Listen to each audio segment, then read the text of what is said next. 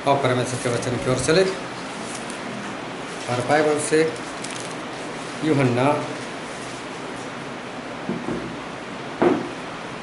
अध्याय 10 यूहन्ना अध्याय 10 और 22 से लेकर हम पढ़ेंगे उसके आखिर तक। पढ़ लो 41 तक, 22 से 41। यरूशलेम में स्थापन पर्व मनाया जा रहा था और जाड़े की ऋतु थी। यीशु मंदिर में सुलेमान के ओसारे में टहल रहा था। तब यहूदियों ने उसे आग घेरा और पूछा, तू हमारे मन को कब तक दुविधा में रखेगा? यदि तू मसीह है तो हमसे साफ साफ कह दे। यीशु ने उन्हें उत्तर दिया, मैंने तुमसे कह दिया पर तुम विश्वास करते ही नहीं। जो काम मैं अपने पिता के नाम से करता हूँ वही मेरे गवाह है, परंतु तुम इसीलिए विश्वास नहीं करते क्योंकि मेरी भेड़ों में से नहीं हो। मेरी भेड़ें मेरा शब्द सुनती है, मैं उन्हें जानता हूँ और वे मेरे पीछे पीछे चलती है और मैं उन्हें अनंत जीवन देता हूँ। वे कभी कष्ट न होंगी और कोई उन्हें मेरे हाथ से छीन न लेगा। मेरा पिता जिसने उन्हें मुझको दिया है सबसे बड़ा है और कोई उन्हें पिता के हाथ से छीन नहीं सकता। मैं और पिता एक है। यहूदियों ने उस पर पत्थर करने को फिर पत्थर उठाए। इस पर यीशु ने उनसे कहा, मैंने तुम्हें अपने पिता की ओर से बहुत से बड़े काम दिखाए, उनमें से जिस काम के लिए तुम मुझ पर पत्थर करते हो।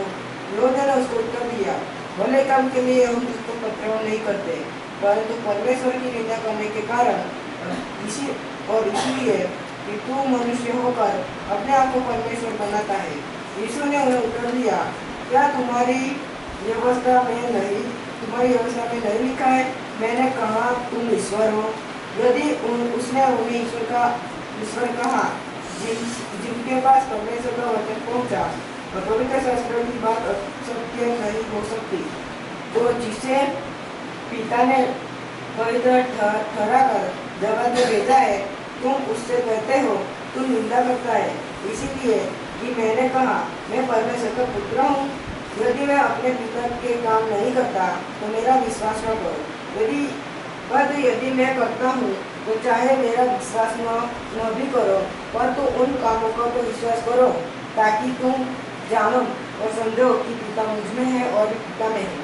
तब उन्होंने फिर उससे पकड़ने का प्रयत्न किया, परंतु वह उनके हाथ से निकल गया। फिर वह यरदन के पार उस स्थान पर चला गया जहाँ यूहन्ना पहले बपतिस्मा दिया करता था और वहीं रहा। बहुत से लोग उसके पास आकर कहते थे कि यूहन्ना ने तो कोई चिन्ह नहीं दिखाया, पर जो कुछ यूहन्ना ने इसके विषय में कहा था वह सब सच था और वहाँ बहुत ने यीशु पर विश्वास किया। परमेश्वर का वचन हमारे बहुत ही आशीषित है और परमेश्वर का वचन सच्चा है। और बाइबल में लिखा है, यदि तुम सच्चाई को जानोगे तो सच्चाई तुम्हें आज़ाद करेगी। बहुत ध्यान से आज एक बार फिर परमेश्वर के वचन को सुनना ताकि समझ सको और उसके अनुसार चल सको।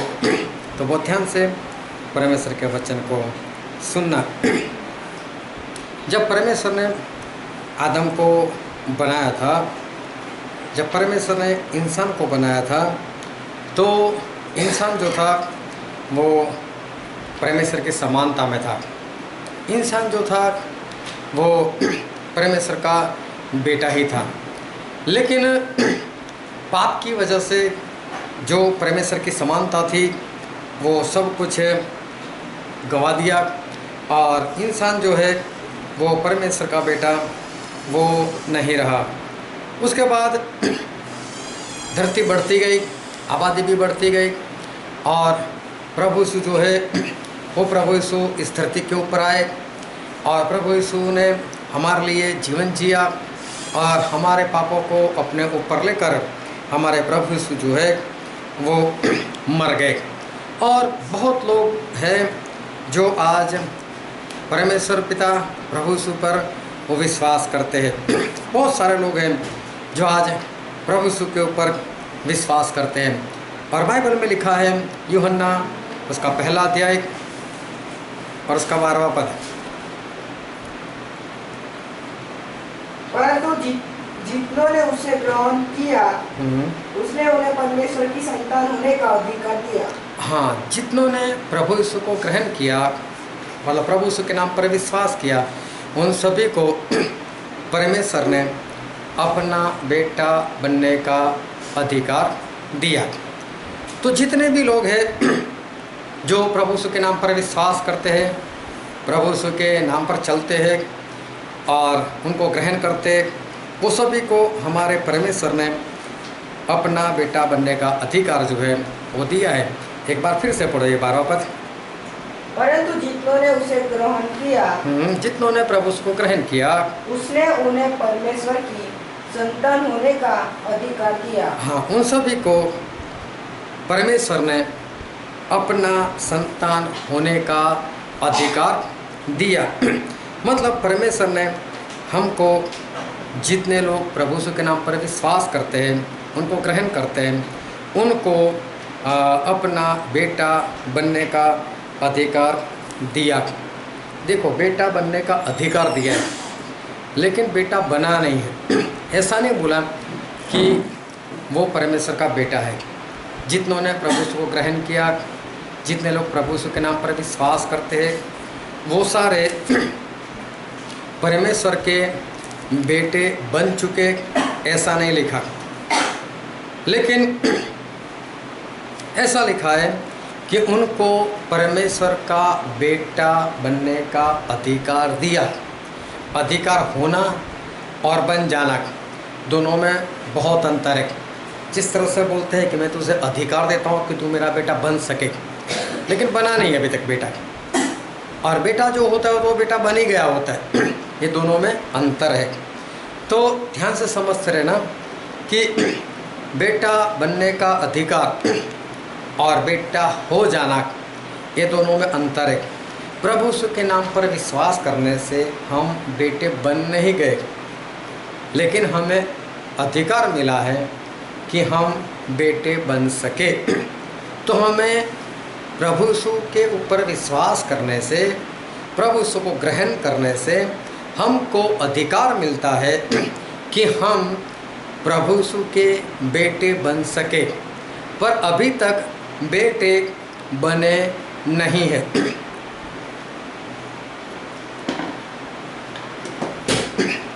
तो बहुत ध्यान लगाओ कि परमेश्वर कहते हैं कि प्रभु यीशु को ग्रहण करने से, प्रभु यीशु के नाम पर विश्वास करने से हमको बेटा बनने का अधिकार दिया जाता है। हम बेटे बने नहीं। तो अधिकार और बेटा बन गया, दोनों में बहुत अंतर है। अधिकार का मतलब हम बन सकते, अधिकार दिया, बने नहीं। तो जिस तरह से इंसान बैंक में अकाउंट खुलवाता है और उसमें अपने पैसे रखता है, और अगर बैंक वाले को पूछे कि ये जो अकाउंट है किसका है, बोलेंगे तेरा है। अगर वो पूछे कि इसमें जो पैसे है वो किसका है, बोले वो भी तेरा है। वो पैसे का मालिक कौन, बोले वो भी तू। बोले पैसे पर अधिकार किसका, तो बोले वो भी तू। लेकिन वो इंसान अगर एटीएम मशीन में जाकर अपना एटीएम डाले और पिन ना डाले और बोले कि ये पैसा मेरा है, मेरा अधिकार है, मुझे दे दो, तो क्या मशीन दे देगा?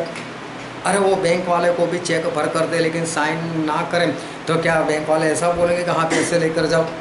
अरे आप साइन भी करो लेकिन साइन में भी थोड़ी इधर उधर गलती होगी ना, तो अभी वो लोग आपको पैसा नहीं देंगे। इसका मतलब ये हुआ कि अधिकार तो है लेकिन फिर भी वो लोग नहीं दे रहे। मतलब और भी कुछ है जिसको पूरा करना पड़ेगा।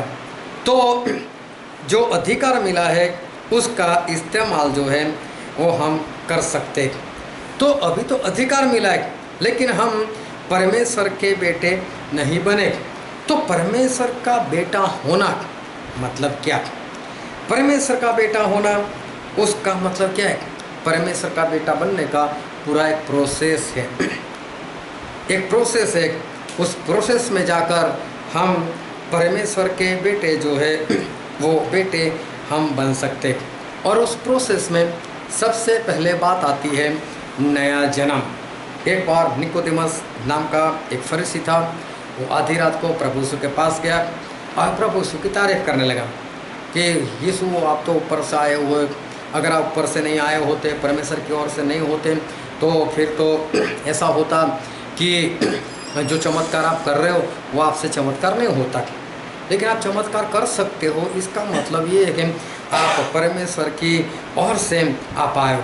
जब इसने प्रभु यीशु की तारीफ की तो प्रभु यीशु ने इस इंसान से बात की। हम बाइबल में पढ़ते हैं यूहन्ना उसका 3 अध्याय और उसका 3 पद। यीशु ने उसको उत्तर दिया, हाँ, प्रभु यीशु ने निकोदेमस से ऐसा कहा, मैं तुझसे सच सच कहता हूँ, मैं तुझसे सच सच कहता हूँ, यदि कोई नए सिरे से न जन्मे तो परमेश्वर का राज्य देख नहीं सकता। अगर कोई नए सिरे से ना जन्मे, मतलब अगर कोई नया जन्म न पाए तो वो कभी भी परमेश्वर के राज्य को देख नहीं सकता। क्यों जरूरी है ये नया जन्म? क्यों नया जन्म जो है वो जरूरी है? वो ध्यान समझना कि देखो जन्म होता कैसे। जन्म कब होता है? जब एक बीज होता है। बीज होता है तो जन्म होता है, चाहे इंसान का हो, चाहे पशु का हो, चाहे पंछी का हो, चाहे फिर वो किसी पेड़ पौधे का बीज हो। जब तक बीज नहीं तब तक जन्म नहीं। अगर आप बीज को जमीन में डालोगे तो अंदर से जन्म होगा और पौधा बाहर आएगा। जब अंडे होंगे तो अंडे में से एक बच्चा, अंडा मतलब बीज, उसमें से बच्चा बाहर आएगा। तो जब तक बीज नहीं तब तक जन्म जो है वो जन्म होता नहीं। जब तक पुरुष का बीज नहीं, मनुष्य का बीज नहीं, तब तक कोई भी बच्चा जो है वो बच्चा पैदा नहीं हो सकता। और मनुष्य का बीज, उससे जो बच्चा पैदा होता है वो नरक के लिए पैदा होता है। कोई भी बच्चा जन्म लेता है तो वो ध्यान समझना, वो नरक की कंफर्म टिकट लेकर पैदा होता है। क्योंकि परमेश्वर बोले कि नया जन्म नहीं पाओगे, स्वर्ग में नहीं जाओगे। क्योंकि जब तक इंसान नया जन्म नहीं पाता वो स्वर्ग में नहीं जा सकता। इस निकोदेमस को सवाल हो गया कि क्या एक बूढ़ा इंसान वापस अपनी माँ के कोख में जाकर पैदा हो सकता है क्या? बोले ऐसा मुमकिन है क्या? इस तरह से नया जन्म होना है क्या? मतलब स्वर्ग में जाना है तो नया जन्म चाहिए। तो इसका मतलब जो पहले वाला जन्म है, जो माँ के पेट से जन्म होता है, उस जन्म से कोई भी इंसान स्वर्ग नहीं जा सकता। तो इसका मतलब तो स्पष्ट सा हो गया कि मनुष्य जो भी जन्म लेता है वो कंफर्म टिकट, वो भी नरक की, उसको लेकर ही पैदा होता है। लेकिन प्रभु उसने इस निकोदेमस से कहा कि निकोदेमस सुन, माँ के पेट में वापस जाने की जरूरत नहीं है। लेकिन पढ़ो तो उसका 5वां पद, यूहन्ना 3:5। यीशु ने उत्तर दिया, मैं तुझसे सच सच कहता हूँ, जब तक कोई मनुष्य जल और आत्मा से न जन्मे तो वो परमेश्वर के राज्य में प्रवेश कर नहीं सकता। जब तक कोई भी इंसान जल और आत्मा से वो जन्म ना ले ले तब तक वो स्वर्ग में नहीं जा सकता। फिर से पढ़ो 5वां पद। यीशु ने उत्तर दिया, मैं तुझसे सच सच कहता हूँ, जब तक कोई मनुष्य जल और आत्मा से न जन्मे तो वह परमेश्वर के राज्य में प्रवेश नहीं कर सकता। नया जन्म मतलब कि जल और आत्मा से जन्म लेना।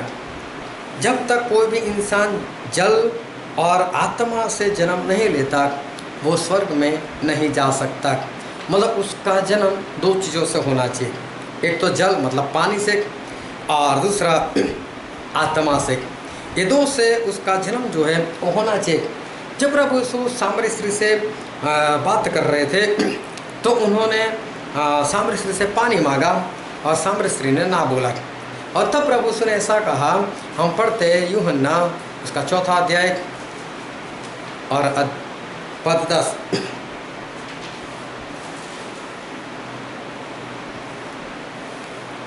यीशु ने उत्तर दिया, यदि तू परमेश्वर के वरदान को जानती और यह भी जानती कि वह कौन है जो तुझसे कहता है मुझे पानी पिला, तो तुझसे मांगती और वह तुझे जीवन का जल देता। हाँ, तू मुझसे मांगती और मैं तुझे जीवन जल देता।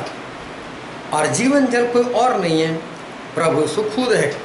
प्रभु यीशु बोलते हैं मुझसे मांगती और मैं तुझे जीवन जल देता। ऐसा नहीं बोला मुझसे मांगती मैं मेरे चेलों को भेज देता तेरे पास, लेकिन प्रभु यीशु ने कहा मैं देता।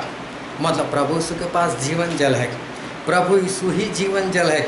और प्रकाशित वाक्य में लिखा है उसका 19:13, वह लोग छिड़का हुआ वस्त्र पहने हैं। हाँ, ये प्रभु यीशु के बारे में लिखा है क्योंकि उनको मारा गया था। और उसका नाम परमेश्वर का वचन है। हाँ, प्रभु यीशु का नाम परमेश्वर का वचन है।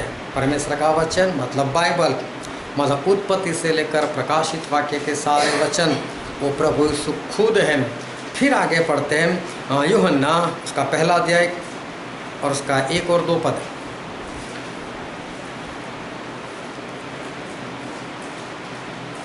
आदि में वचन था और वचन परमेश्वर के साथ था और वचन परमेश्वर था। बाइबल में लिखा है आदि में वचन था, मतलब सबसे शुरुआत में वचन था। और लिखा है वचन परमेश्वर के साथ था और वचन परमेश्वर था। परमेश्वर तो थे ही, उसके साथ में एक दूसरा परमेश्वर मतलब वचन परमेश्वर था। और वचन परमेश्वर मतलब प्रभु यीशु, क्योंकि उसके 14वें पद में लिखा है और वचन देहधारी हुआ। हाँ, वचन देहधारी हुआ, मतलब प्रभु यीशु ने इंसान का देह जो था वो धारण किया और प्रभु यीशु इस धरती पर आए। प्रभु यीशु ही जीवन जल, प्रभु यीशु ही वचन, प्रभु यीशु वचन मतलब जीवन जल भी वही, मतलब प्रभु यीशु ही जीवन जल। तो जीवन जल मतलब वचन, तो प्रभु यीशु ही जीवन जल, प्रभु यीशु ही वचन। बाइबल भी प्रभु यीशु, तो जीवन जल भी प्रभु यीशु, जीवन जल भी वचन। मतलब जल जो है वो कुछ और नहीं वचन को दर्शाता है। और प्रभु यीशु ने निकोदेमस से कहा जो कोई पानी से पैदा नहीं होता है, तो पानी से पैदा होना मतलब वचन से पैदा होना। वो ध्यान समझना, पानी से पैदा होना मतलब वचन से पैदा होना। और वचन है क्या? तो प्रभु यीशु ने एक बार दृष्टांत दिया कि बीज बोने वाला बीज बोने के लिए गया। फिर चेलों से उन्होंने उस बीज का जो दृष्टांत था उसका मतलब बताया।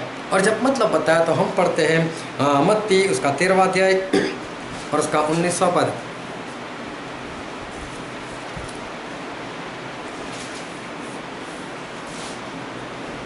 जो कोई राज्य का वचन सुनकर नहीं समझता, जो कोई राज्य का वचन सुनकर नहीं समझता, उसके मन में जो कुछ बोया गया था, उसके मन में जो कुछ बोया गया था। बोया क्या जाता है?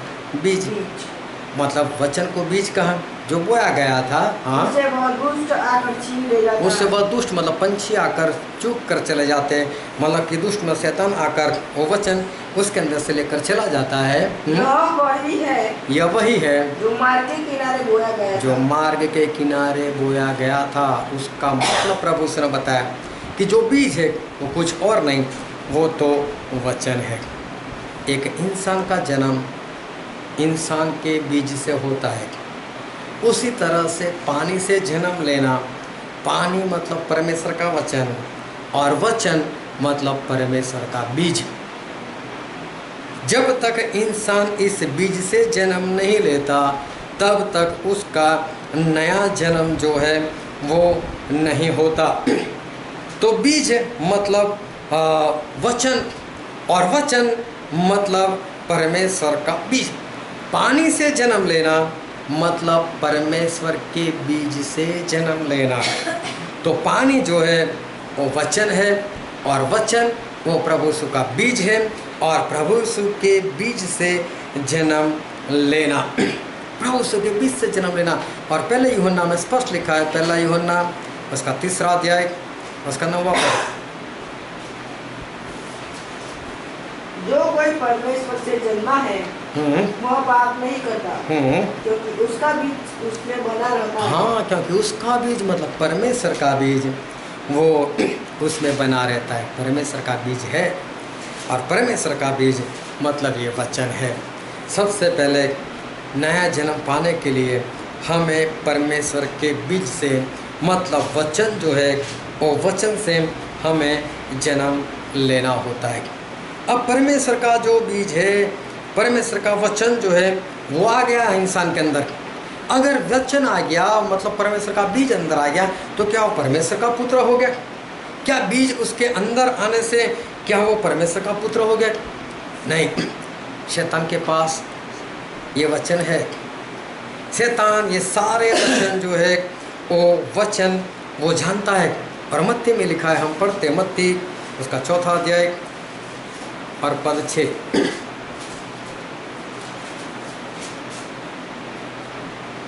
और उससे कहा, हाँ, शैतान ने प्रभु यीशु से कहा, यदि तू परमेश्वर का पुत्र है तो अपने आप को नीचे गिरा दे, क्योंकि लिखा है। क्योंकि लिखा है। देखो, शैतान परमेश्वर के वचन का इस्तेमाल करता है। वह तेरे विषय में अपने स्वर्गदूतों को आज्ञा देगा और वे तुझे हाथों हाथ उठा लेंगे, कोई ऐसा न हो कि तेरे पांवों में पत्थर से ठेस लगे। हाँ, अभी कौन सा शैतान वहाँ पर बाइबल लेकर घूमता था? उसको मुँह जुबान याद है।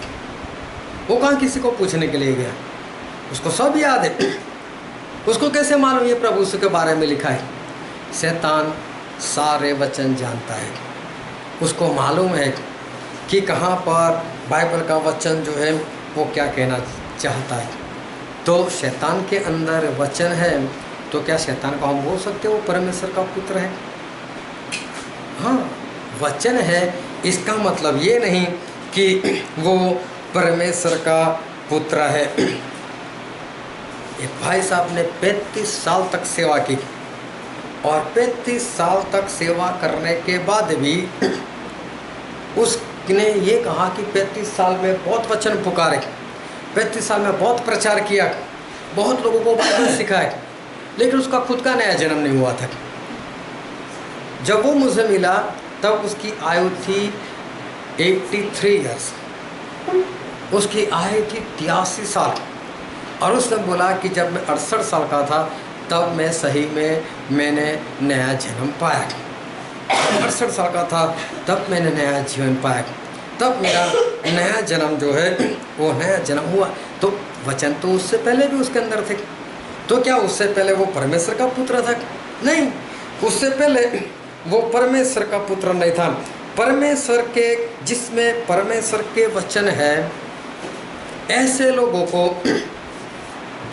मैंने फिल्म के गानों के ऊपर डांस करते हुए देखा है। जिसके अंदर परमेश्वर के वचन है, ऐसे लोगों को, जिसके अंदर परमेश्वर के वचन है, ऐसे लोगों को मैंने बीड़ी पीते हुए देखा है। जिसके अंदर परमेश्वर के वचन है, ऐसे लोगों को मैंने गुटखा खाते हुए देखा है। जिसके अंदर परमेश्वर के वचन है, ऐसे लोगों को मैंने सिगरेट पीते हुए देखा है। अब ये सारे क्या वचन आ गए तो क्या वो सब परमेश्वर के बेटे हो गए? हाँ, ऐसे करने वाले जो है वो परमेश्वर के बेटे नहीं है, वो परमेश्वर के पुत्र नहीं है।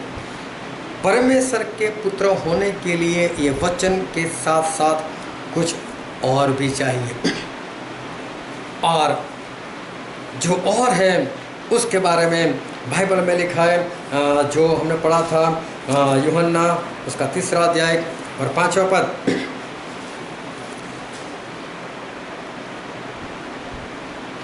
यीशु ने उत्तर दिया, मैं तुझसे सच सच कहता हूँ, जब तक कोई मनुष्य जल और आत्मा से न जन्मे। जल और आत्मा से, तो जल तो हम समझ गए कि जल मतलब परमेश्वर का वचन, लेकिन आत्मा से जन्म लेना, वचन जो है वो प्रभु यीशु का बीज है, वो तो अंदर आ गया। लेकिन बीज आने के बाद क्या हम ऐसा कह सकते हैं कि बीज आने का मतलब हम ये कह सकते हैं कि वचन वो परमेश्वर का पुत्र जो है वो परमेश्वर का पुत्र हो गया? तो वचन का आना इसका मतलब ये नहीं होता है कि वो परमेश्वर का पुत्र हो गया।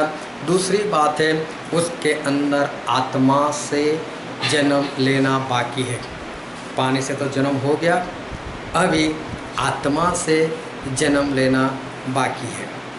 पानी से मतलब वचन से जन्म हो गया, अभी आत्मा से जो जन्म है वो आत्मा से जन्म लेना बाकी है। जब परमेश्वर का बीज आ गया तो अब परमेश्वर का आत्मा भी चाहिए।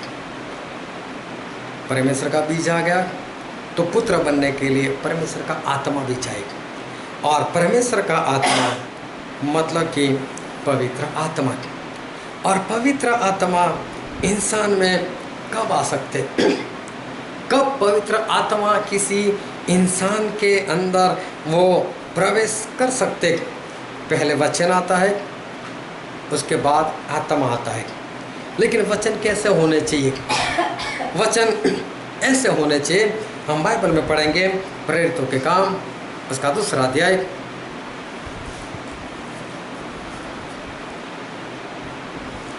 प्रेरितों के काम 2 अध्याय और 22, 23 और 24 पद।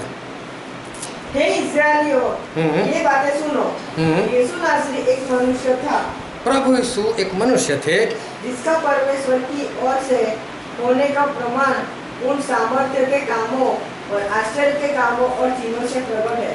हाँ, वो परमेश्वर से आए थे। उसका प्रमाण जो था वो तो उनके सामर्थ्य के काम और चमत्कार के काम थे। फिर जो परमेश्वर ने तुम्हारे बीच उसके द्वारा कर दिखाए, जिसे तुम आप ही जानते हो। उसी यीशु को जो परमेश्वर की ठहराई हुई योजना और पूर्वक ज्ञान के अनुसार पकड़वाया गया। हाँ, तुमने अधर्मियों के हाथ से क्रूस पर चढ़वा कर मार डाला। देखो, पत्र से प्रचार में ऐसा बोला, तुम लोगों ने यीशु को उनके चमत्कारों देखने के बाद आपको पता चल गया कि ये परमेश्वर की ओर से है, फिर भी तुम लोगों ने उनको अधर्मियों के हाथों मरवा दिया। देखो, ऐसे वचन होने चाहिए, सामने वाले के पाप जो है बाहर आने चाहिए। वचन ऐसे होने चाहिए कि जिससे सामने वाले को पता चल जाए कि उसके अंदर कैसे कैसे गुनाह छुपे हैं, कैसे कैसे उसके अंदर पाप भरे हुए हैं, कैसी कैसी बुराइयां उसके अंदर हैं, वो उसको वचन से पता चल जाना चाहिए। और लोग जब प्रचार करते, हे प्रभु यीशु हमको चंगाई देते, हे प्रभु यीशु हमको छुटकारा देते हैं, प्रभु यीशु हमको आशीष देते, आप डरो नहीं, आप रो मत, आपकी मंगनी टूट गई है, कोई बात नहीं, परमेश्वर ने आपके लिए उससे भी अच्छा रिश्ता निकाल कर रखा है। बस प्रचारी ऐसे जितने भी सुनने के लिए उनको हाँ मैं तो ठीक ही हूँ, मतलब मैं पूरी रीति से अच्छा हूँ और मेरा परमेश्वर भी अच्छा है और मेरे परमेश्वर सब कुछ मेरे लिए अच्छा ही करेंगे। अभी ऐसे वचन सुनकर कौन पास्टर से पूछने के लिए जाए, पास्टर अब मैं क्या करूँ? पास्टर को तुझे कहाँ कुछ करना है, सब कुछ तो मैंने बता दिया, परमेश्वर को ही करना है, तुझे तो कुछ करना ही नहीं, बस तू ऐसे ही बस जीवन जो है वो जीता रहे। तो ऐसे वचन से कभी किसी को सवाल नहीं होता कि मैं क्या करूं। वचन तो ऐसे होने चाहिए जिस तरह से पतरस ने पुकारे, तुम लोगों ने यीशु मसीह को मार दिया, ऐसे प्रचार होना चाहिए। तुम लोगों ने पाप किया, ये लोग तो आनंद कर रहे थे, लेकिन पत्र से बता दिया नहीं, तुम लोग ने जो किया वो तो गुनाह है, तुम लोग सही नहीं कर रहे हो। हृदय छिद जाने चाहिए। और ये जो इज़राइल लोगों ने जब ये वचन सुने तो उनके हृदय जो है वो छिद गए। पापों को बताओगे, लोगों के पापों को बाहर निकालोगे तो पक्का आपको पूछेंगे कि भाई साहब अब मैं क्या करूं बचने के लिए।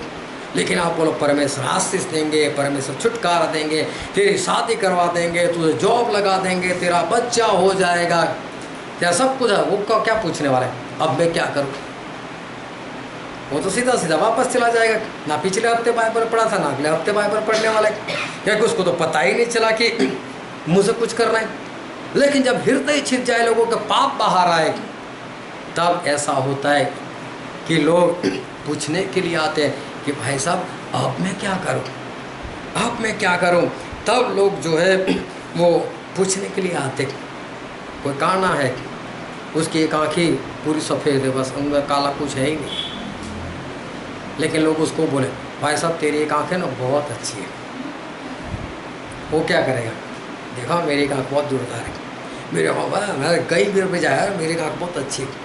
सीधा बोल तो काना है, तो क्या बोले फिर क्या करूँ उसको, इस आँख में दृष्टि आए उसके लिए क्या करूँ? तब वो पूछेगा। लेकिन आप बोलोगे कि बहुत अच्छे, तो उसको कौन सा सवाल होने वाला है? वो तो बिंदास से जैसा था वैसा ही वो तो रहने वाला है।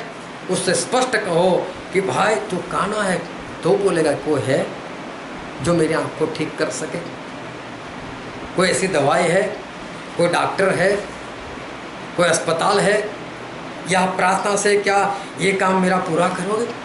ऐसा होना चाहिए।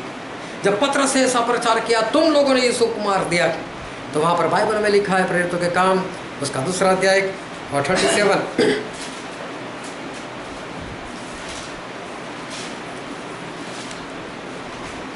तब सुनने वालों के हृदय छिद गए। सुनने वालों के हृदय छिद गए और वे पतरस और शेष प्रेरितों से पूछने लगे, हे भाइयों, हम क्या करें? अब हम क्या करें? सवाल होना चाहिए, ऐसा प्रचार होना चाहिए कि सामने वालों को अंदर से पूछो जाए, ये क्या होगा मेरे अंदर पाप, अब क्या होगा मेरा?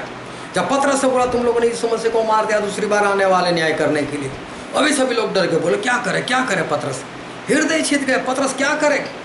तो देखो पतरस से रास्ता निकाला और परमेश्वर की ओर से जो रास्ता था वो बताया। पढ़ो तो आगे। तो पतरस ने उनसे कहा, मन फिराओ। सबसे पहले पतरस ने कहा मन फिराओ, और तुम में से हर एक अपने अपने पापों की क्षमा के लिए यीशु मसीह के नाम से बपतिस्मा ले। हाँ, सबसे पहले तो मन फिराओ, फिर जो पाप हो ही चुका है तो वो क्षमा हो जाए, उसके लिए क्या करो? उसके लिए बपतिस्मा लो, फिर तो तुम पवित्र आत्मा का नाम तो तुम पवित्र आत्मा पाओगे। 3 बात बताई, मन फिराओ, और आज तक जितने पाप हो गए उनकी क्षमा के लिए बपतिस्मा ले लो, और ये दोनों काम आप कर दोगे तो पवित्र आत्मा जो है वो हमारे परमेश्वर जो है वो दे ही देंगे। ये एक ही रास्ता जो है पवित्र आत्मा पाने का वो परमेश्वर ने बाइबल में बताया, इसके सिवा और कोई रास्ता नहीं है।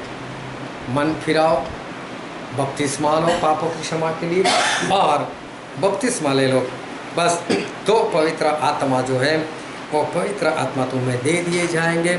इसके सिवा हमारे परमेश्वर ने कोई रास्ता जो है वो हमें बताया नहीं। आज क्या लोग बपतिस्मा दे देते, दे दो बपतिस्मा।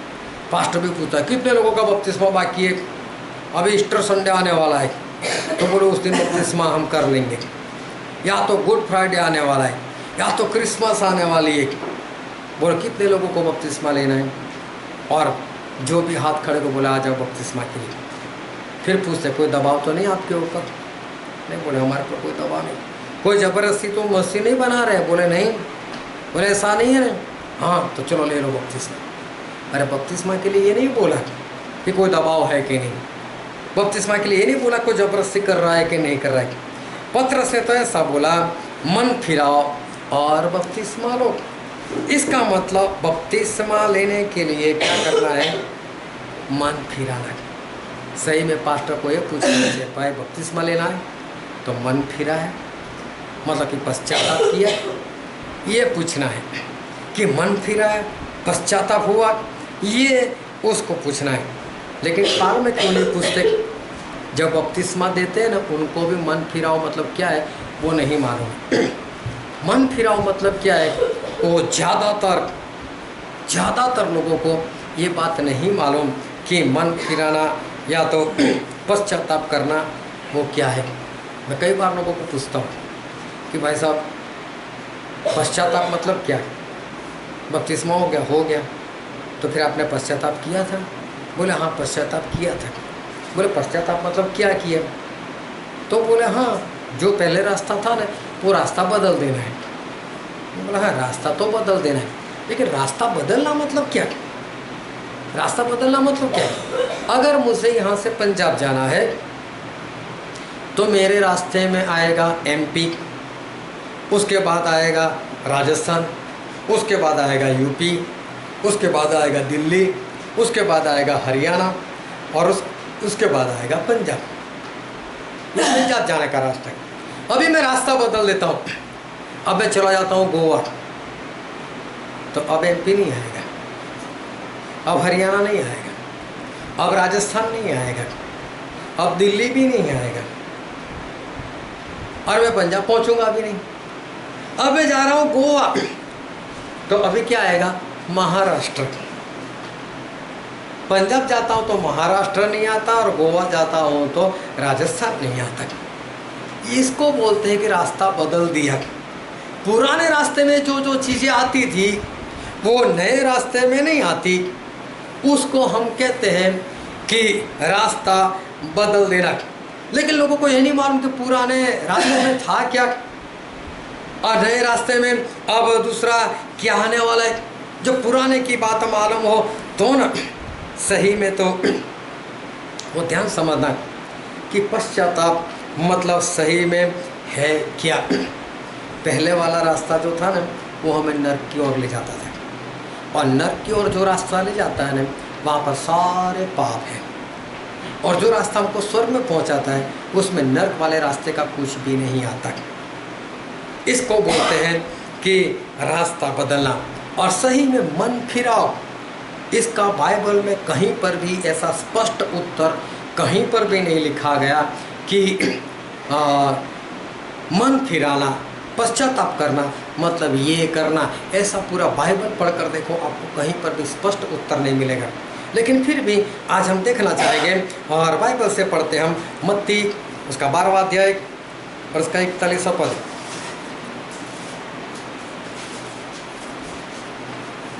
निनवे के लोग न्याय के दिन इस युग के लोगों के साथ उठकर उन्हें दोषी ठहराएंगे, क्योंकि उन्होंने यूना का प्रचार सुनकर उन्होंने निनवे के लोगों ने यूना का प्रचार सुनकर मन फिराया।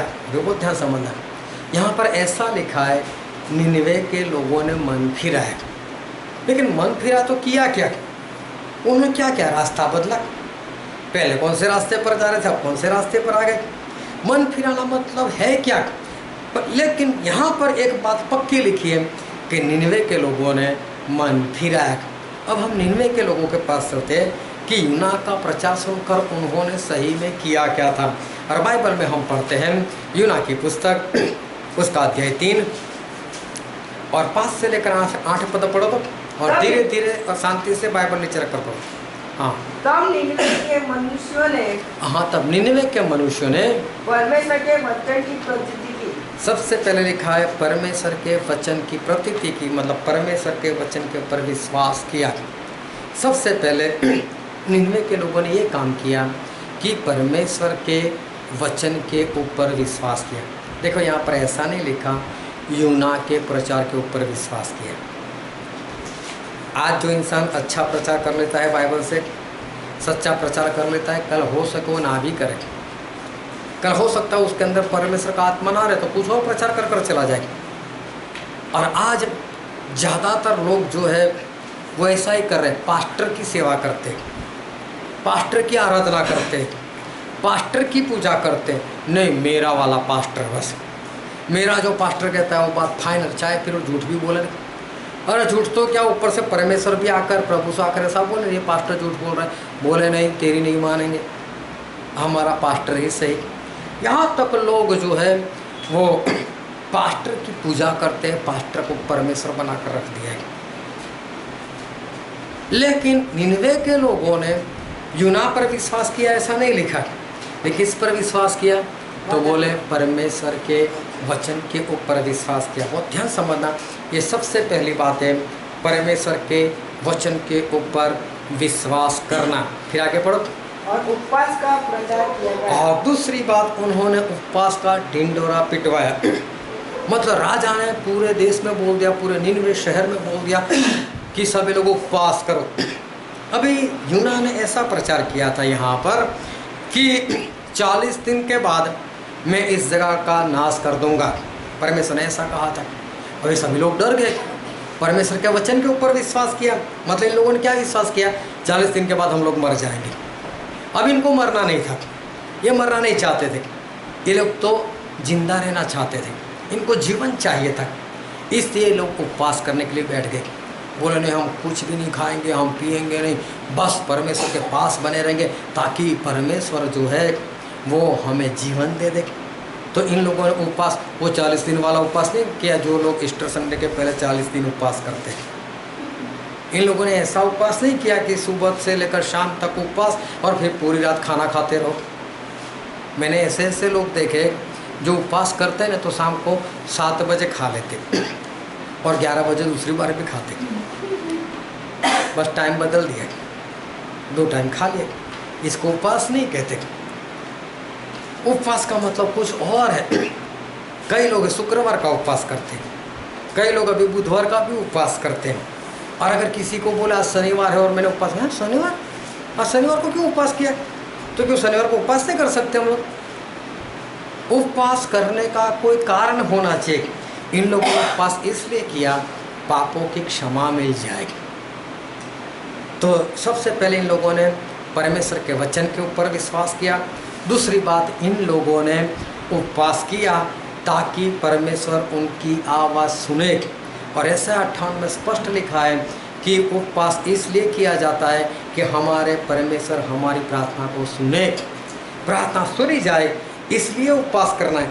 और ये लोग अभी प्रार्थना में बैठने वाले थे, इसलिए इन्होंने उपवास किया ताकि परमेश्वर उनकी प्रार्थना को सुन ले और पापों को क्षमा करे।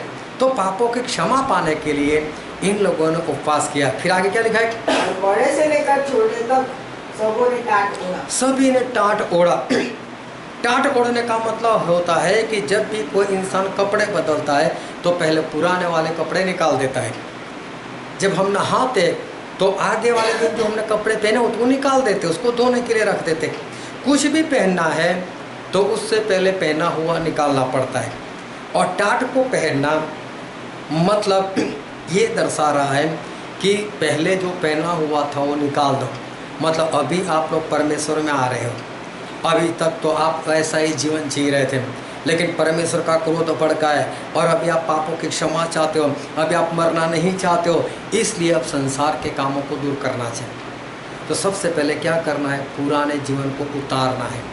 पुराना जीवन में संसार के काम, टीवी देखना, फिल्में देखना, फिल्मों के गाने गाना, उसके ऊपर डांस करना, नशा करना, गालियाँ बोलना, क्रोध करना, जिस तरह से गलातिया 5 और 19 से 21 में जो सारे शरीर के काम लिखे वो सारे गंदे काम, व्यभिचार, अपवित्रता और चोरी और बैर, लड़ाई झगड़े, नशे, बदमस्तियाँ, सब कुछ उसको निकाल देना है।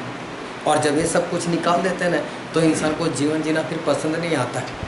जैसे टाट पहनकर कैसा होता है, खुजली आती है, वैसा उसको लगता है तो अभी जीवन में मज़ा नहीं आता है।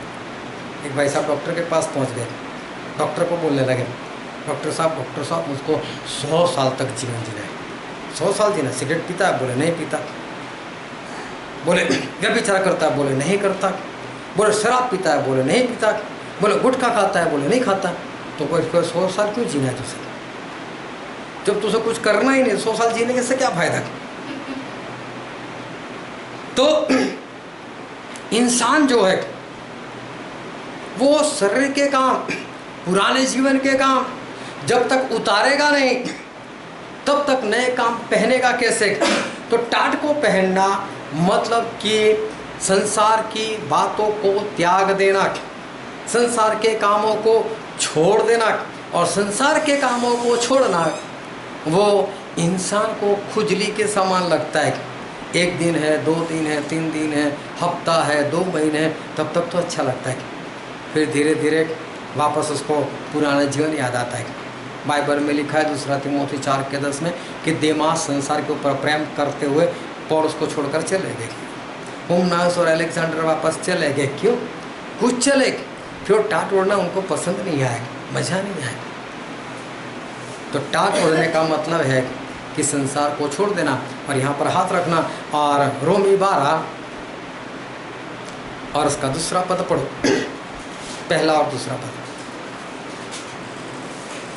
इसीलिए हे भाइयों, मैं तुमसे परमेश्वर की दया स्मरण दिलाकर विनती करता हूँ कि अपने शरीरों को जीवित और पवित्र और परमेश्वर को भावता हुआ बलिदान करके चढ़ाओ। हाँ, सबसे बड़ी बात कि परमेश्वर को बलि हो जाओ, अपने आप को हवाले कर दो परमेश्वर के हवाले। और फिर आगे क्या लिखा है? यही तुम्हारी आत्मिक सेवा है। हाँ, इस संसार के सदस्य न बनो, इस संसार के सदस्य न बनो। मतलब इस संसार का जो स्वरूप है, इस संसार के लोग जिस तरह से जीवन जीते हैं वैसे तुम लोग जीवन ना जियो। इस संसार के लोगों को तो नशे में मजा आती है, लड़ाई झगड़े में आनंद आता है, निंदा करने में वो लोग खुश होते हैं, फिल्में देखने में आनंद करते हैं। तो परमेश्वर बोलते हैं कि ऐसा मत करो, इसको उतार दो। तो इन लोगों ने टाट पहना, मतलब जो भी संसार की बातें थी वो सारे उतार दी, चाहे कैसा भी जीवन लगे, लेकिन बस अभी टाट को ओढ़कर ही हमें जीवन व्यतीत करना है। फिर आगे पढ़ो क्या लिखा है, परंतु तुम्हारे मन के नए हो जाने। अरे यूना 3। तब यह समाचार निनवे के राजा के कान में पहुंचा। हाँ, ये समाचार 40 दिन के बाद परमेश्वर इस जगह का नाश करने वाले वो राजा को भी पता चला, और उसने सिंहासन पर से उठ। हाँ, राजा ने सिंहासन को छोड़ दिया। ये चौथी बात है, राजा ने सिंहासन को छोड़ दिया। मतलब परमेश्वर ये कहना चाहते हैं अपने पद को छोड़ दो। कोई ग्रेजुएट है, कोई डबल ग्रेजुएट है, कोई इंजीनियर है, कोई डॉक्टर है, कोई वकील है, कोई पीएचडी किया हुआ है, जो आपके पास जो भी डिग्री है, कोई महीने के 10,000 कमाता है तो कोई 10 लाख कमाता है, लेकिन परमेश्वर में सब एक है। जब परमेश्वर में जीवन जीना है, एकता में आ जाओ, एक बनकर जीवन जियो। अब हमें एक हो जाना है, हमारे पद को पकड़ कर नहीं रखना। नहीं यार, ये चर्च में झाड़ू मैं नहीं लगा सकता, मैं तो 10 लाख कमाता हूँ, वो 10,000 कमाता, उसको झाड़ू दे दो, वो मारेगा झाड़ू। नहीं, परमेश्वर के लिए सब एक बराबर, उसमें ना कोई छोटा है ना कोई बड़ा है। और जब चर्च में जाते हैं तो कई चर्चों में ऐसा देखने को मिलता है, अमीर अमीर लोग एक और मिलेंगे, गरीब गरीब लोग बेचारे एक और खड़े रहेंगे। ये दोनों के आपस में बनती नहीं हम तो अमीर है। कभी देखा कभी अमीर ने किसी गरीब को बोला आ जाना घर पर हम पार्टी करते? अमीर को बोलेगा, दूसरे को नहीं बोलेगा। लेकिन परमेश्वर में आना, पश्चाताप करना, मन फिराना, उसमें एक बात ये छिपी हुई है कि हम सब एक हो गए। अभी पद छोड़ दो, परमेश्वर में आने के बाद हमारा कोई पद नहीं है। हम जब परमेश्वर, आप अपनी कंपनी में जाते हो, मैनेजर हो तो मैनेजर रहो, लेकिन परमेश्वर के भवन में आ गए तो फिर कैसे बन जाओ? वापस एक समान। आप मैनेजर हो तो अपनी कंपनी में ज़्यादा तनख्वाह, तो अपनी कंपनी में। इसका मतलब ये भी नहीं है कि कंपनी में अपने नीचे वाले जो उनको इस तरह से उनको तुच्छ जानो, वहाँ पर भी रहना तो उनके साथ अच्छे से ही रहना है। लेकिन हाँ, वहाँ पर आपका पद है तो आप झाड़ू मारने नहीं लग जाओगे वहाँ पर। तो झाड़ू मारने लग जाओगे तो अभी आपका मालिक बोलेगा, बोले झाड़ू मारने के लिए रखा है तुझे, जो काम करने के लिए रखा वो कर। तो वहाँ पर मैनेजर हो तो मैनेजर का ही काम करो, किसी को पानी मत दो, उसके लिए आपको वहाँ पर तनख्वाह नहीं देते, जिस काम की तनख्वाह देते हो वो करो।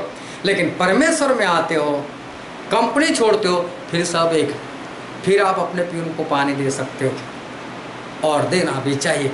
ऐसा जीवन होना चाहिए। तो परमेश्वर ये हमको बता रहे हैं कि राजा ने अपना पद छोड़ दिया, अपनी गादी छोड़ दी, मतलब अपना पद छोड़ दिया। फिर आगे क्या लिखा है? अपने राजकीय वस्त्र उतार कर। हाँ, राजा ने अपना राजकीय वस्त्र भी उतार दिया। उस जमाने में राजा जो थे वो राजा जामुनी कलर का कुर्ता पहनता था। प्रभु का भी इन लोगों ने ठट्ठा किया था, जामुनी कुर्ता पहनाया था, सर पर कांटों का ताज पहनाया था, हाथ में छोटी सी लकड़ी दी थी, और फिर सभी लोग पैरों में पड़कर बोलते यहूदियों के राजा तुझे सलाम। ऐसे करते ये प्रभु का मजाक उड़ाया था जामुनी कुर्ता पहनना कर। तो जामुनी कुर्ता जो है वो राजा का हक अधिकार दर्शाता है। राजा ने उतार दिया। मतलब परमेश्वर ये कहना चाहते हैं जब परमेश्वर में आते ना, हमारा हक, हमारा अधिकार उसको छोड़ दो। घर में 2 भाई है आप, और आपका बाप आपको धन दौलत नहीं दे रहे, या तो दे रहे लेकिन दूसरे भाई से कम दे रहे, तो आपका पूरा हक बनता है कि जितना आपके भाई को मिलता है उतना ही आपको मिले। लेकिन नहीं दे रहे तो उसको छोड़ना सीखो। आप जिस कंपनी में जॉब कर रहे हो वहाँ पर आपकी तनख्वाह बढ़नी चाहिए, लेकिन अगर नहीं बढ़ाई तो लड़ो मत, प्रार्थना करो, अपने अधिकार को, अपने हक को छोड़ना सीखो। पति और पत्नी दोनों एक दूसरे के सहभागी है। पत्नी जो है पति की सेवा करती है, लेकिन किसी कारण से नहीं कर रही तो अधिकार को छोड़ो। अगर पति जिस तरह से पत्नी के साथ रहना चाहे ऐसा नहीं रहता, तो अगर पत्नी मसीह में है तो बोलते अधिकार छोड़ो, ऐसा होना चाहिए। नहीं नहीं, पतियों को इतना समझता नहीं, पत्नियों को ये नहीं समझती, लेकिन मसीह में आए हुए तो अधिकार को छोड़ दो। तो दूसरी बात ये है कि अधिकार को छोड़ना है। फिर आगे क्या लिखा है? टाट ओढ़ लिया हाँ और राख पर बैठ गया। हाँ, सभी लोग राख में बैठ गए। और राख में बैठना मतलब नम्रता को धारण करना। नम्रता को अगर हम उसका अर्थ बताएं तो नम्रता का मतलब होता है सबसे नीचे रहना। इसको बोलते हैं नम्रता। कोई भी आकर हमें कुछ बोलते, हाँ भाई साहब तू बड़ा।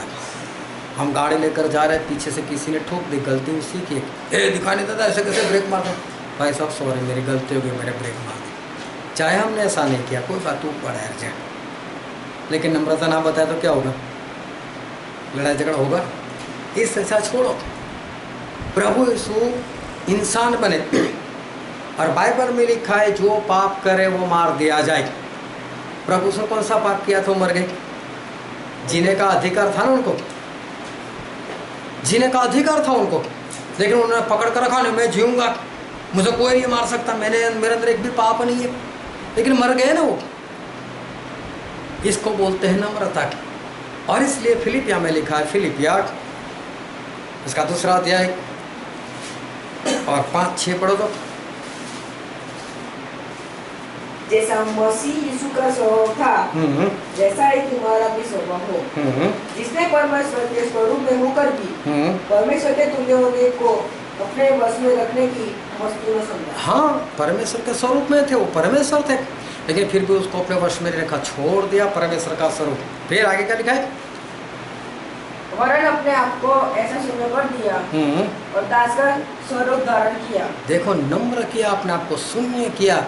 नम्रता का मतलब पूर्ण रूप से शून्य हो जाओ और प्रभु से इंसान बनकर इस धरती पर आए और मनुष्य के समानता में हो गया। हाँ, और मनुष्य के रूप में प्रकट होकर अपने आप को दीन किया। अपने आप को दीन मतलब नम्र किया और यहाँ तक आज्ञाकारी रहा हाँ कि मृत्यु, हाँ क्रूस की मृत्यु भी सही, हाँ मृत्यु भी सहन कर ले। इसको बोलते नम्रता कि कोई पाप नहीं फिर भी इंसान बने। इतने बड़े परमेश्वर जो चुल्लू में समुद्र का पानी ले लेते, जो पहाड़ों को तराजू में तोलते, कितने बड़े परमेश्वर होने चाहिए। और ऐसे परमेश्वर हमारे समान 5.5-6 फुट के इंसान बनकर आए और मर भी गए। इसको बोलते हैं नम्रता। और फिर लिखा है मत्ती उसका 11:29,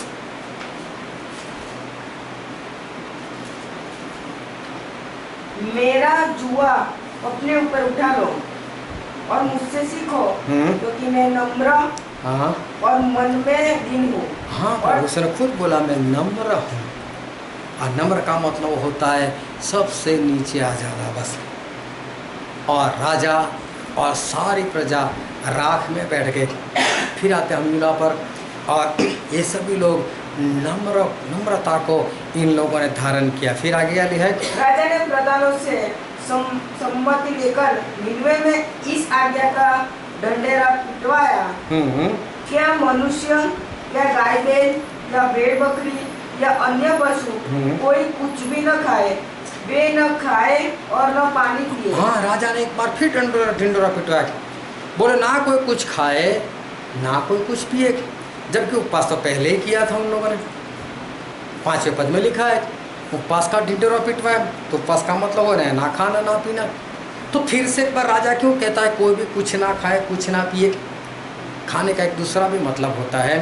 प्रभु से एक बार सामरी स्त्री से बात की, भूखे थे, चेले खाना लेने के लिए गए थे, चेले खाना लेकर वापस आए, प्रभु से को बोला प्रभु से खा लो। प्रभु से बोला मुझे नहीं खाना। तो चेले सोचने लगे कोई खाना लेकर आया होगा क्या। और तब प्रभु से उनसे कहा, हम पढ़ते हैं यूहन्ना 4 उसका 34वां पद। यीशु ने उनसे कहा, मेरा भोजन यह है कि अपने भेजने वाले की इच्छा के अनुसार चलूं। हाँ, मेरा भोजन ये है कि मेरे भेजने वाले की इच्छा के अनुसार चलूं। देखो, नहीं खाना नहीं पीना, लेकिन हमारे पास खाने के लिए एक भोजन है, और वो भोजन है परमेश्वर की मर्जी को पूरा करना। मतलब राजा इस बार ये कहना चाहते हैं परमेश्वर को छोड़कर और किसी की मर्जी पूरी मत करो। सबसे पहले परमेश्वर, इसलिए प्रभु यीशु ने बोला, मत्ती में ऐसा लिखा है कि जो कोई मुझसे ज़्यादा अपने माता पिता से प्रेम करता है वो मेरे योग्य नहीं। लूका 14:26 में लिखा है, जो कोई अपने माता पिता भाई बहन पति पत्नी से बैर नहीं करता वो मेरा चेला नहीं हो सकता।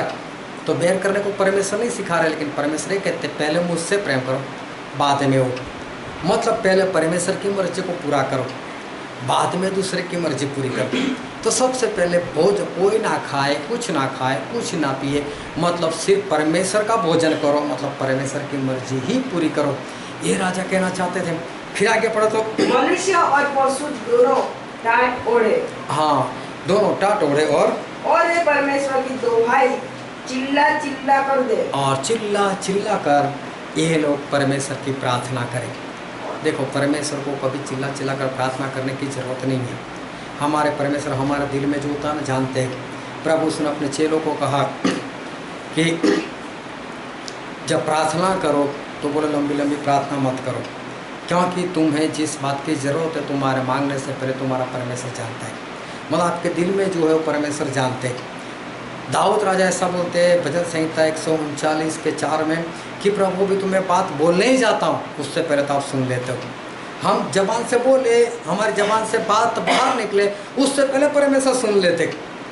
फिर ऐसा में लिखा है उसका 59 उसके पहले और दूसरे पद में लिखा है कि परमेश्वर का कान इतना कमज़ोर नहीं कि हमारे परमेश्वर ना सुन सके।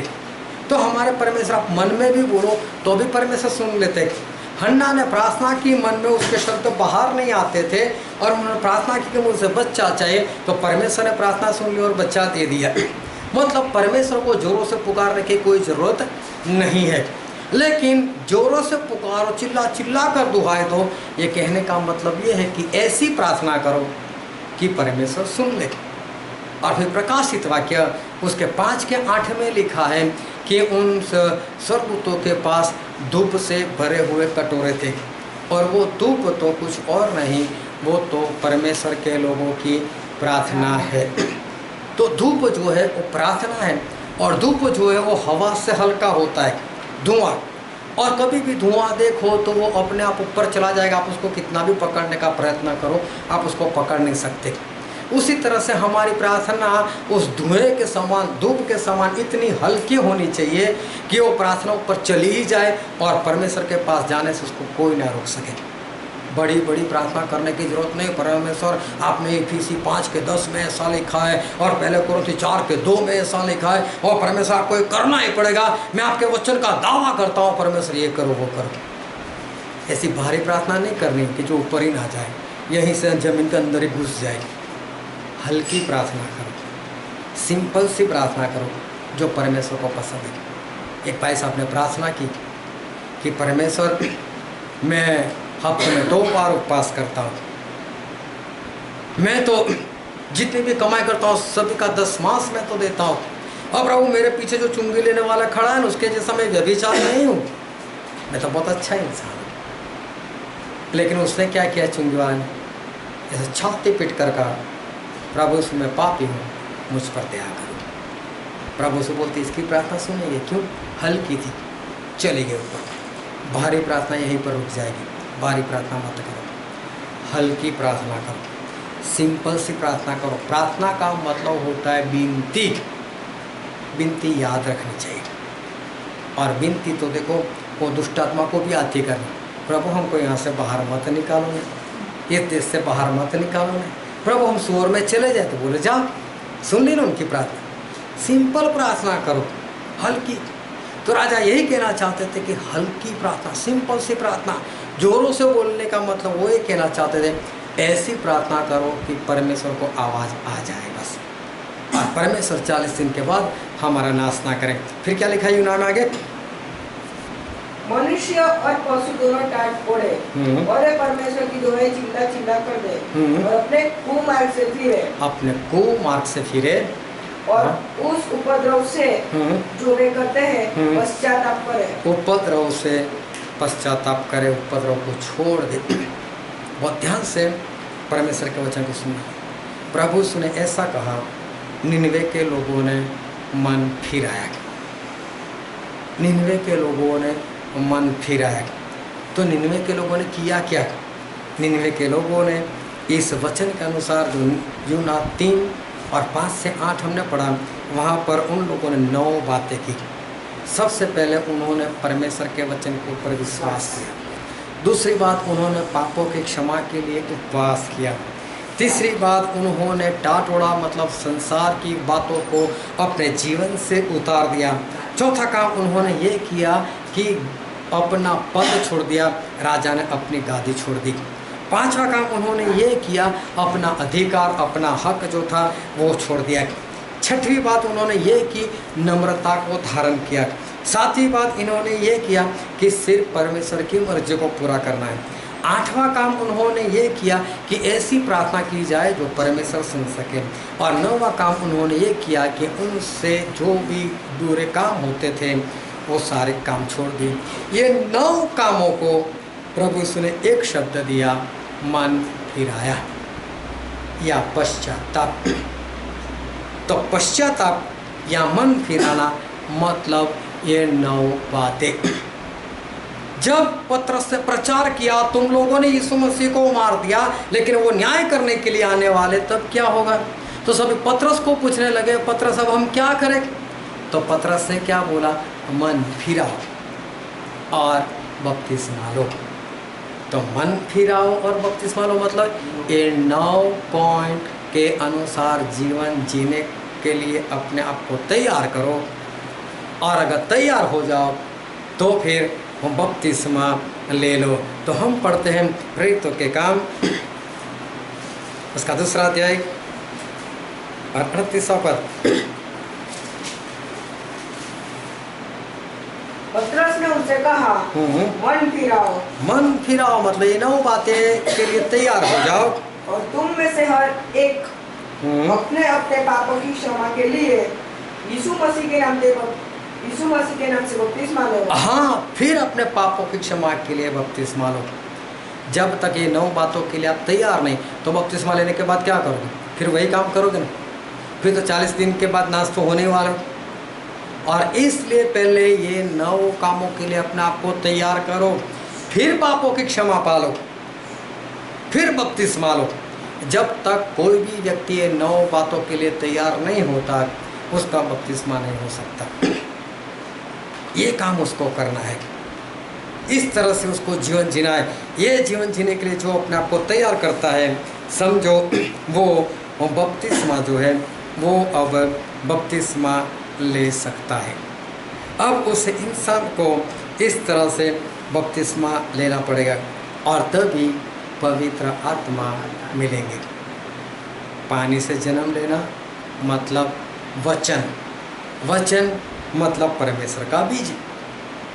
बीज तो आ गया, लेकिन साथ में परमेश्वर का आत्मा मतलब पवित्र आत्मा भी आना चाहिए। ये दोनों आ गए, वचन आ गया मतलब प्रभु यीशु का बीज आ गया, और साथ में उनका आत्मा, प्रभु यीशु का आत्मा मतलब पवित्र आत्मा आ गए। तो इसको बोलते हैं नया जन्म। बहुत ध्यान समझना, क्या नया जन्म हो गया? इसका मतलब ये हो गया कि वो परमेश्वर का पुत्र हो गया। नया जन्म हो जाने के बाद भी अभी भी वो पुत्र नहीं बना। और बीज आ गया, परमेश्वर का आत्मा भी आ गया, तो भी पुत्र नहीं। हाँ, तो भी पुत्र नहीं। क्यों? ब्राह्मण का बेटा हो।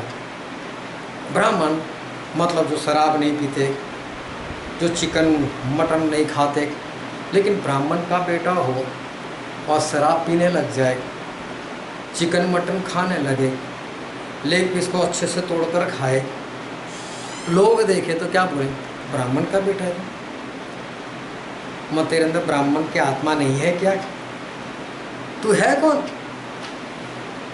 तो आत्मा तो आ गया परमेश्वर का, बीज भी आ गया, लेकिन काम ना हो तो बीज भी हो, परमेश्वर का आत्मा भी हो मतलब वचन भी हो, पवित्र आत्मा भी हो, उसके बाद पवित्र आत्मा के काम अंदर दिखने चाहिए, तो आप परमेश्वर के पुत्र।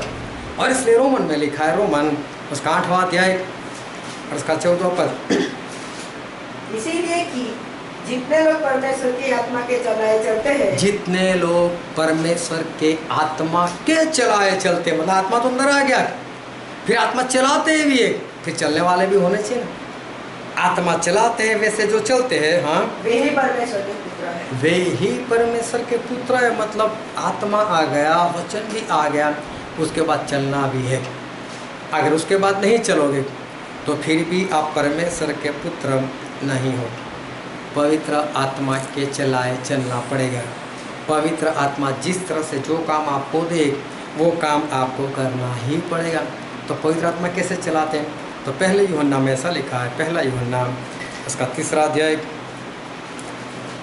और 8 और 9 पद।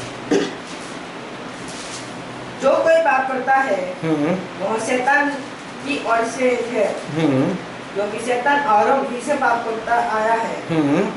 परमेश्वर का पुत्र परमेश्वर का पुत्र इसीलिए प्रकट हुआ कि शैतान के कामों का नाश करे। हाँ, परमेश्वर का पुत्र कौन है? जो शैतान के कामों का नाश करे, वो परमेश्वर का पुत्र है। आपके अंदर वचन आ गए, पवित्र आत्मा आ गए, लेकिन फिर भी आप शैतान के काम का तो नाश नहीं करते, तो फिर आप परमेश्वर के पुत्र नहीं। इसका मतलब जहाँ जहाँ पर शैतान के काम है वहाँ वहाँ पर से शैतान के कामों का नाश आपको करना पड़ेगा। पवित्र आत्मा आए तो जैसे चलाते हैं वैसे चलना पड़ेगा, तो आप परमेश्वर के पुत्र। वरना आत्मा लेकर बैठ गए, वचन लेकर बैठ गए, लेकिन दोनों का काम ही नहीं है, तो पुत्र कैसे? तो परमेश्वर का पुत्र कब है? जब परमेश्वर का पुत्र है तो वो शैतान के कामों का नाश करेगा। फिर आगे क्या लिखा है?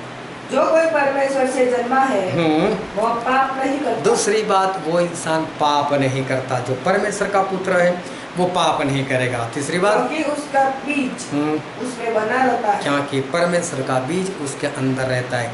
तो परमेश्वर का पुत्र वो है जो शैतान के कामों का नाश करता है और जो पाप नहीं करता, वो ही परमेश्वर का पुत्र है। और परमेश्वर का पुत्र होने के लिए बीज होना चाहिए, मतलब वचन होना चाहिए। परमेश्वर का पुत्र होने के लिए परमेश्वर का आत्मा, मतलब पवित्र आत्मा भी चाहिए। लेकिन दोनों को लेकर बैठे रहेंगे तो अभी परमेश्वर के पुत्र नहीं है। उसके बाद उस आत्मा के अनुसार, उस वचन के अनुसार हमें चलना पड़ेगा, मतलब पाप से दूर रहना पड़ेगा और साथ में शैतान के कामों का नाश जो है वो नाश भी करना पड़ेगा। फिर आगे लिखा है कि क्यों हमें ये काम करना है। रोमन 8 और उसका 17 पद।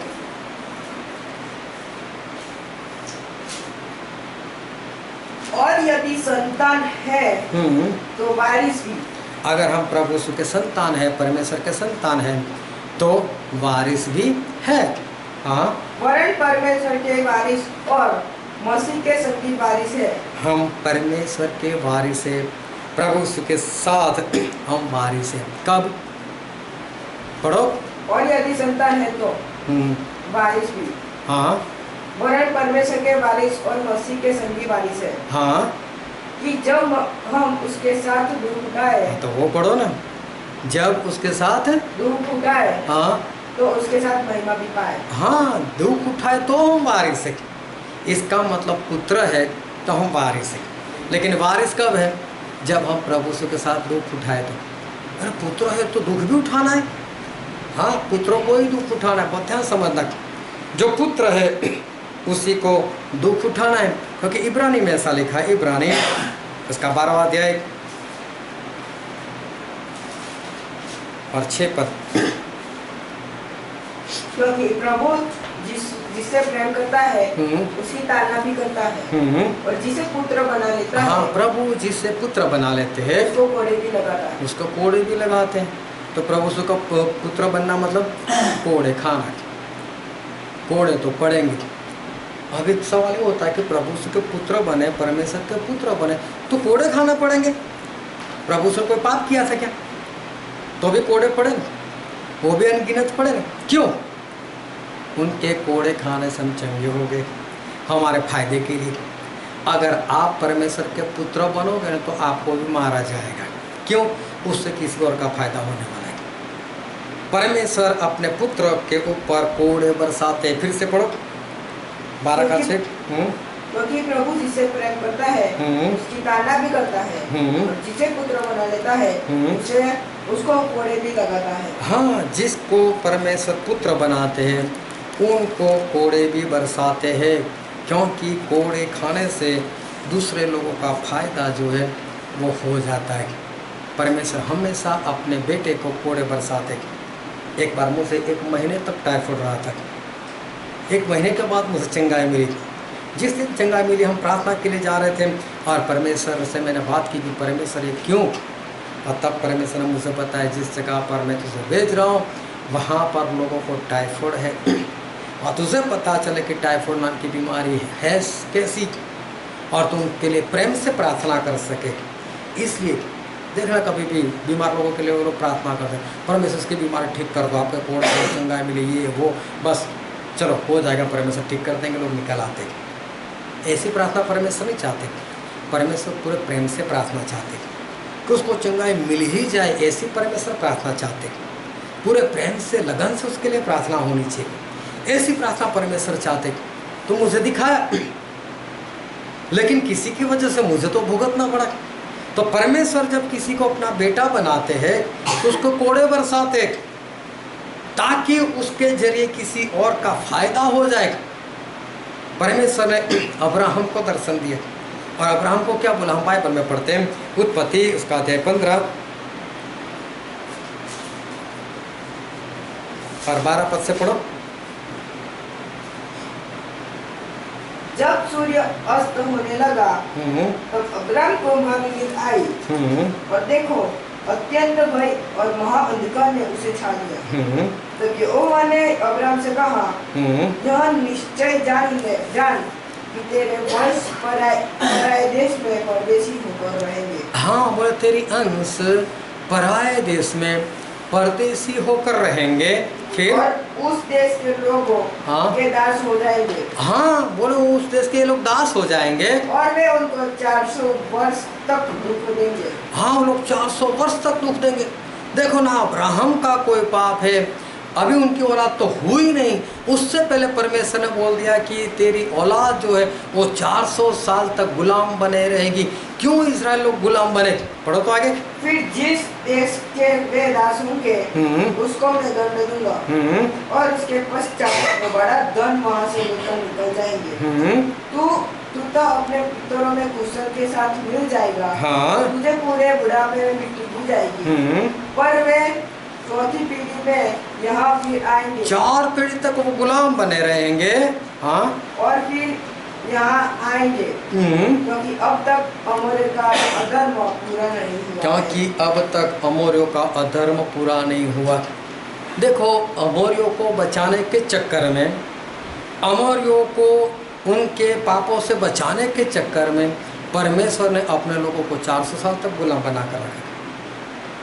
इजराइल बोले मेरा बेटा है, ऐसा परमेश्वर बोलते रहे। इजराइल को अपना बेटा बनाया था तो 400 साल ऐसे गुलाम बने रहे। क्यों? उनके जरिए परमेश्वर बहुत लोगों को बचाना चाहते थे। तो परमेश्वर जब किसी को पुत्र बनाते हैं तो समझो कि कोड़े तो उसके ऊपर आएंगे ही आएंगे। इसलिए एक बार फिर से पढ़ते, रोमन उसका 8 का 17।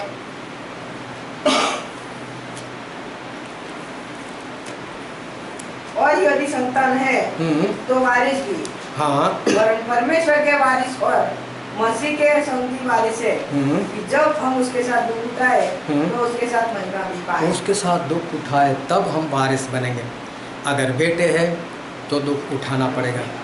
इजराइल के लोग जो थे उनको 400 साल तक दुख उठाना पड़ा दूसरों के पापों के लिए। प्रभु को दुख उठाना पड़ा दूसरों के पापों के लिए। आज भी परमेश्वर जिसको पुत्र बनाते हैं उसको भी दूसरों के पापों के लिए उनको भुगतना पड़ता है। पौलुस ने कौन सा अपने पापों के लिए भुगता, पतरस ने कौन सा अपने पापों के लिए भुगता, लोगों के लिए भुगता ताकि लोग बचा जाए। क्यों पौलुस को जेल हो गई? क्यों उनको कोड़े मार दिए गए? क्यों उनके पैर जो है वो काठ में डाल दिए? ताकि दरोगा को बचाना चाहते थे परमेश्वर। मारिस को पड़ा और बचाया दरोगा का परिवार। तो परमेश्वर अपने पुत्र को तो कोड़े बरसाते ही है ताकि वो दूसरों को बचाना चाहते हैं। परमेश्वर का पुत्र बनना इतना आसान नहीं। आज लोगों को क्या चाहिए? नए नए कपड़े चाहिए, नए नए जूते चाहिए, नया घर चाहिए, अच्छी सी बाइक चाहिए, अच्छे शिकार चाहिए। क्यों? हम तो राजाओं के राजा के बेटे, हम ऐसे वैसे कैसे घूम सकते? और जिसने धरती बनाई, जिसने आसमान बनाया, जो धरती का मालिक, जो आसमान का मालिक, हम उसके बेटे, तो ऐसे वैसे क्यों रहे? अरे जो अमीर बाप की औलाद है, अच्छे अच्छे कपड़े पहनता है, अच्छे अच्छे जूते पहनता है, अच्छी कार लेकर पूरा दिन इधर उधर घूमने में निकाल देता है, उसको लोग आवारा बोलते हैं। उसको ऐसा बोलते कितना बढ़िया बेटा है, तो देखो इसका बाप कमाई करता तो कितने अच्छे से घूमता है, ऐसा बोलते। ऐसे लोगों को तो आवारा बोलते हैं, ऐसे लोगों की कोई इज्जत नहीं। जब परमेश्वर हमें बेटा बनाते हैं तो बेटे का मतलब ये नहीं कि हाँ मैं तेरा बहुत बड़ा बाप हूँ, मैंने आसमान को बनाया, मैंने धरती को बनाया, बस खा पी और ऐश कर। वो बेटा नहीं है। बेटा तो वो है जो दुख उठाता है। और ये मत समझो कि बेटे के लिए कोई काम नहीं है। बेटे का काम है शैतान के कामों का नाश करना। बेटा इसीलिए आया कि शैतान के कामों का नाश करे। और मत्ती में ऐसा लिखा है, मत्ती उसका 21वां अध्याय और 28 से पढ़ो तो।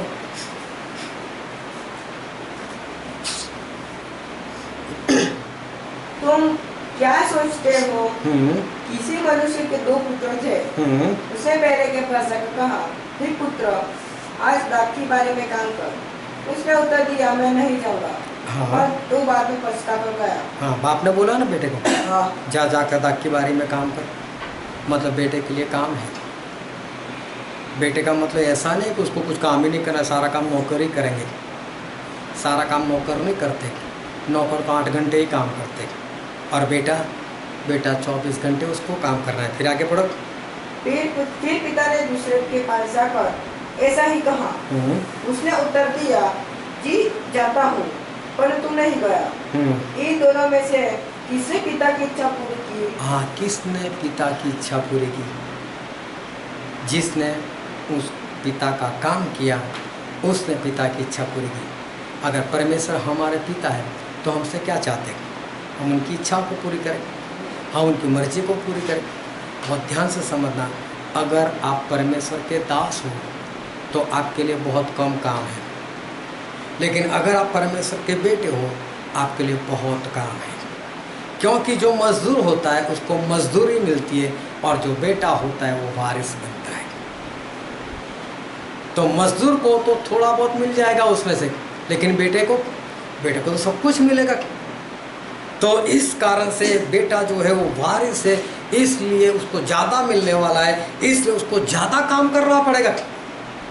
उसको ज़्यादा उसके बाप की सारी मर्जी जो है वो पूरी करनी पड़ेगी। जो मजदूर है वो तो प्रार्थना करेगा, नहीं प्रभु मुझे चाहिए, प्रभु मुझे चाहिए, प्रभु आपके वचन में ऐसा लिखा है, मैं वचन का दावा करता हूँ, मुझे दे दो। लेकिन बेटा होगा तो बाप को देखेगा कि बाप अभी दे सकता है कि नहीं दे सकता है, बाप की तनख्वाह हुई है कि नहीं हुई है, वो तो देखेगा। बाप के दुख का सहभागी बनता है वो ज़बरदस्ती नहीं करेगा। लेकिन मजदूर, तू घाटे में गया तो मुझे क्या लेना देना, मुझे तो देख, मेरी तनख्वाह तो देख, ये मजदूर है। लेकिन बाप बेटा तो बाप को देखेगा, तो बाप के पास क्या है, कितना दे सकता है। बाप बोलेगा बेटा अगले महीने, मैं कोई बात नहीं, मैं धीरज करता हूँ। और इब्रानी में ऐसा लिखा है, इब्रानी 10 उसका 36वां पद,